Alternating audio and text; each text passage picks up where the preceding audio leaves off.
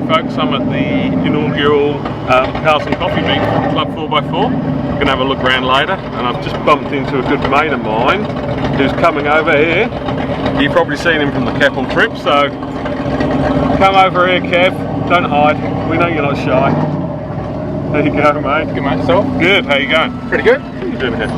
Just passing by, we're just coming up from the south coast in Kosciuszko, so I heard this was on. Excellent. Yeah, come support a good cause. Yeah, So. definitely. Yeah. So Good roll out. it's a good turnout. We'll be having a look around later. I've just had a chat with Cal, so who's Club 4x4, so I'll hopefully have a bit more of a chat with him on camera later. And yeah, catch you later.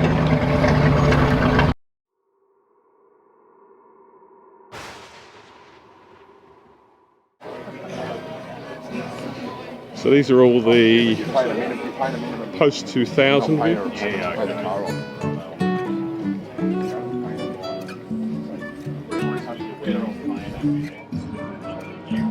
Life is a winding road, no telling where it goes. Driving through days and nights. Bloody hell. Who brings a bloody Challenger here? Won't stop for traffic lights. And I really wanna know if I will ever figure out where the road goes. Even if I'm falling down, I will keep on searching for my highs. You can say I lost my mind, I will keep on holding my head high. The old Kev's rig just up here, I can see it. The camper in tow. I'm just going fishing. There he is. He's done some Ks in that. Might have a chat with him later about it. Even if the sky is falling down.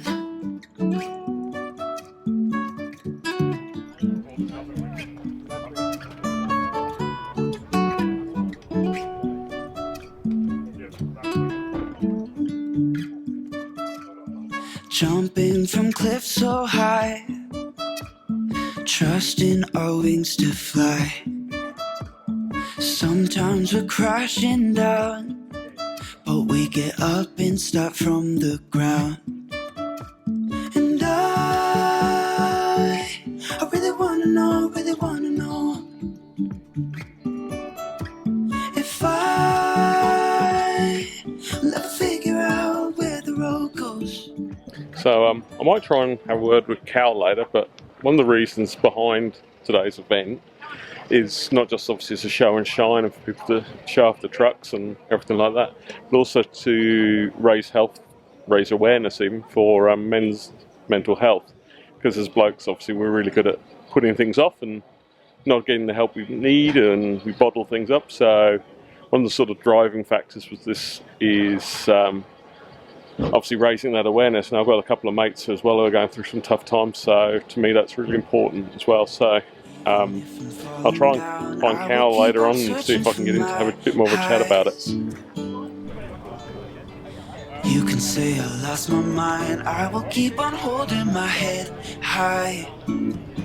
Even if the sky is falling down, even if the sky is falling down, yeah. And I've got some announcements to make, some presentations, and also to do the raffle as well. So once again, ladies and gents, I'm going to hand over to Callan Ziflian, once again the General Manager of Club 4x4. If you can give him a big round of applause for organising for today. Thank you. Thanks, guys. I better get in the middle here, right? Wow, what a turnout, eh? Who would have thought Cars and Coffee would work for four-wheel drivers? Surely a couple of people. That's it, thank you. Wow, so look, welcome everyone, and thank you so much for coming to our inaugural Rigs and Rolls event today. I remember a few years ago pretty vividly, I was at a muscle car end of month meet that I usually go to at Liverpool on a Saturday night, and I started to notice tucked away against all the HQs, Hoeys, Tiranas, Commodores, there was always a couple of really neat four-wheel drives parked up. And I remember turning to my mate at the time and saying, hey, you reckon this would work for four-wheel drives?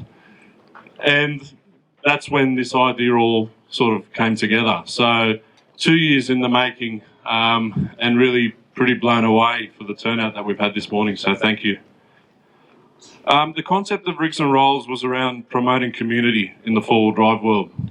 We are a massive community, a massive, massive community that's growing every day. Four-wheel drive sales and ute sales are, topping the charts in Australia, and it was almost unheard of 10 years ago. Communities by nature, they support individuals through good times and bad and provide a common purpose for all their members. Everyone here I was watching has gone around, checked other people's rigs out, had a chat and just mellowed out. So I know personally, life gets hard, it gets away from you, you get kids, you get work. It gets hard to get away even for a day of wheeling, let alone a week away, sort of touring the countryside and winding down our bush.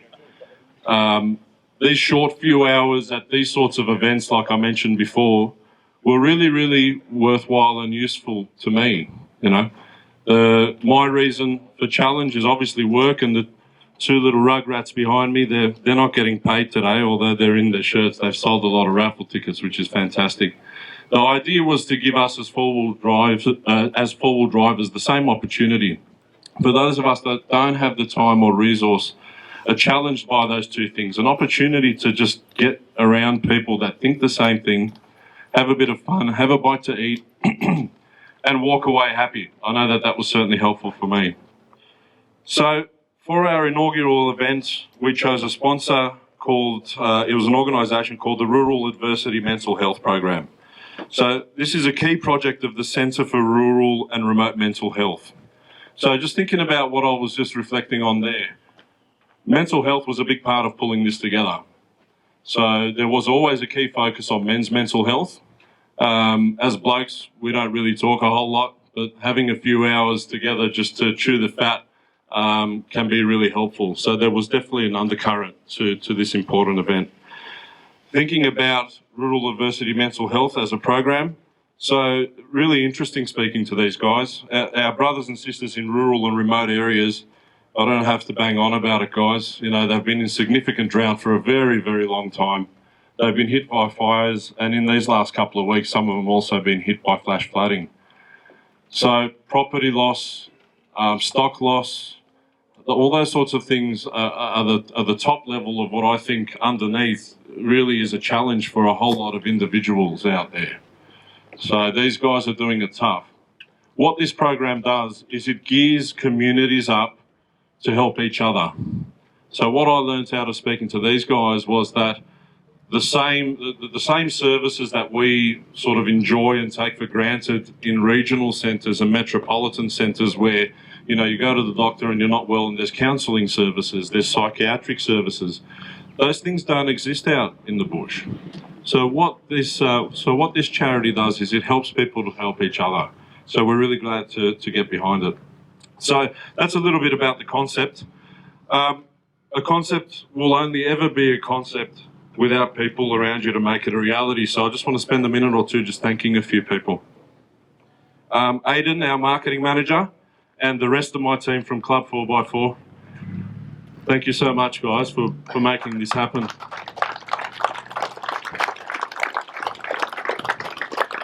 In our little business, we have a number of company values, but the one overarching value we've really simply put as family. That's what we call it.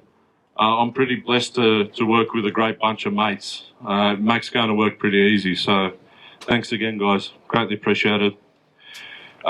Shane McClymont and Nigel Ward. I know Craig was here as well, the president of the State Association. It feels like I've been talking to Shane and Nigel about this for way too long. Look, these guys are from the New South Wales and ACT Four-Wheel Drive Association. They've also built some fantastic volunteers here to help out today, giving up their time. Anyone here who has never been part of a club, a four-wheel drive club, anyone here who's sort of considered it and not sure, I challenge you guys. Jump on the State Association website, find your local club. It costs you nothing to go to the first one and check it out and see what it's like. Four-wheel drive clubs are the cornerstone of responsible four-wheel driving as far as we're concerned. Look, just going back to it, so the peak body, the New South Wales State Association, New South Wales and ACT State Association, these guys do fantastic work. Not only do they help the clubs that work with them or are part of them, these guys have direct lines into parks. They have direct lines into, government bodies and associations, and they do a lot of work to help us keep areas open to our use, but also really promoting responsible four-wheel driving. So, guys, Nigel, Shane, association members and volunteers, thank you so much. Everyone, please, a round of applause.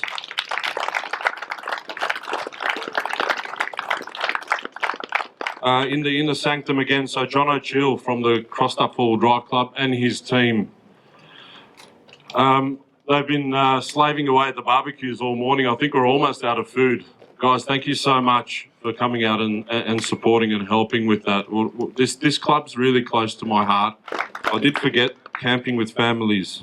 So, guys, thank you so much for coming out and being part of the awesome bacon and egg roll and all the food catering work. Thank you. Thank you very much.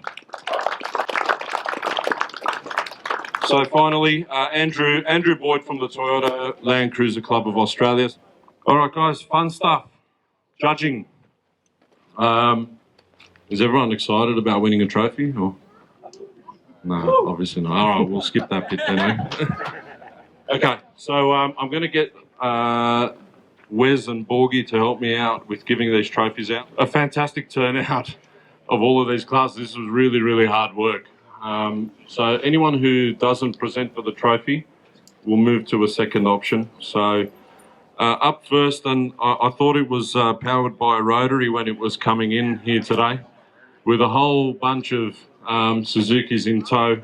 So pre-80s goes to number 5, entrant number 5, H80567, with the little Suzuki. Well done, mate. The 80s was a beautiful blue 60 series in the back far corner, number 7, entrant number 7. I believe it's B157KK, is that right? Come on down, mate. Beautifully preserved, fantastic truck. All right, and best 90s. So this was a really hard one. We had a couple of really, really nice Hiluxes on display today. But eventually the winner was entrant number 14, MJC106, the white Hilux. There he is. Congratulations, buddy. Yeah, that's it, mate. Go that one. Post 2000, again, a very hard choice. I think the majority of the vehicles that showed up today were in this class, so it made it a little bit harder. But the winner for the best post 2000 today is entrant number 10, Debo.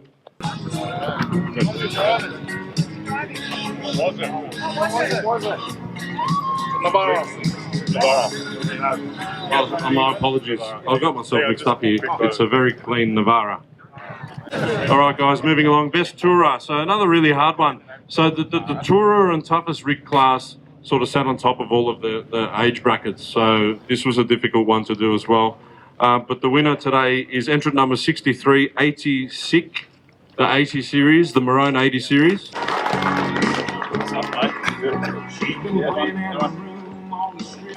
Okay, the final. So toughest rig, again, really hard, really, really hard. There's some awesome trucks out here.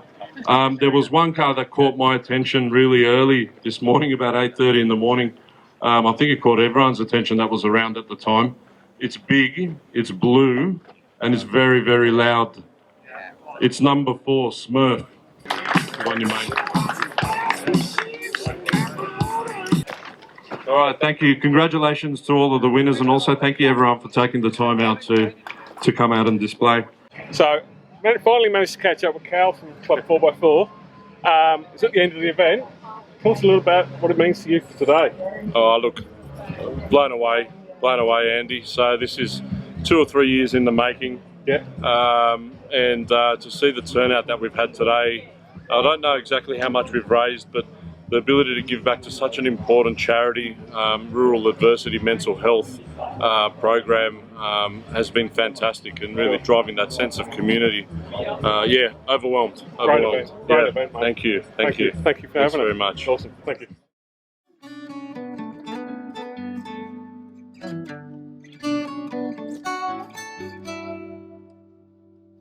Even if the sky is falling down,